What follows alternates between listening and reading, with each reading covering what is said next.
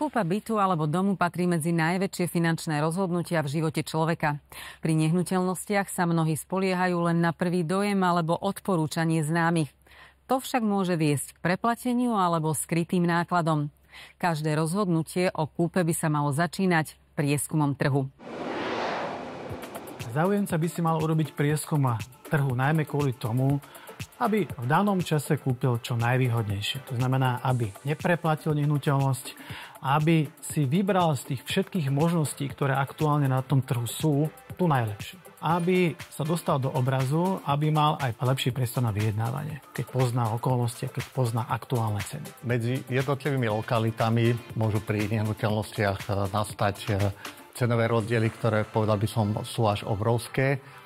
Povedzme si príklad, napríklad v Trenčíne starší dvojizbový byt stojí 130 000 eur a v Bratislave rovnaký starší dvojizbový byt stojí asi 230 000. No ale veľké rozdiely sú aj v rámci Bratislavy. Napríklad v Staromeste starší dvojizbový byt stojí 270 000, čo je centrum mesta, a v okrajovej štvrti Brakuňa tam stojí len 160 000. Pred kúpou bytu by sme si mali urobiť viacero prieskumov.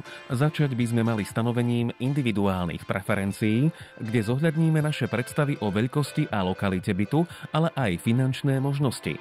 Následne prichádzajú na rad obhliadky. Tých obhliadok treba počítať, že urobíte možno 15 až 20 a ešte počas tých obhliadkách si budete tie kritériá stabilizovať. Nájdete možno ďalšie negatívne kritériá. Treba tiež počítať s tým, že je treba robiť obrovské kompromisy pri vyhľadávaní nehnuteľnosti. Jednoducho málo pravdepodobné, aby ste v danom čase, obzvlášť dvaja, hľadáte nehnuteľnosť, našli takú nehnuteľnosť, ktorá vo všetkom bude spĺňať vaše kritéria. Ideálny byt môžete nájsť za pár dní, ale môže sa to pretiahnuť aj na pol roka.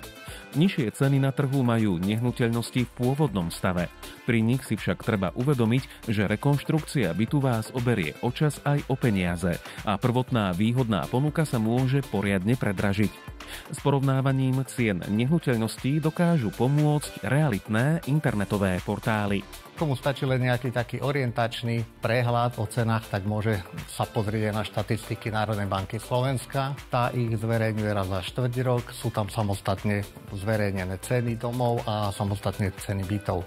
My ako Realitná únia Slovenskej republiky už 7 rokov robíme projekt Realitný barometer a v rámci neho môžu ľudia si odsledovať ceny bytov v krajských mestách, a to na mesačnej báze. Hľadanie vysnívaného bytu má rôzne úskalia a preto je pri tak zásadnom rozhodnutí, akým je kúpa nehnuteľnosti, vhodné obrátiť sa na realitných profesionálov. Aj keď ide o platené služby, vo finále sú prínosom, ktorý ušetrí čas i peniaze.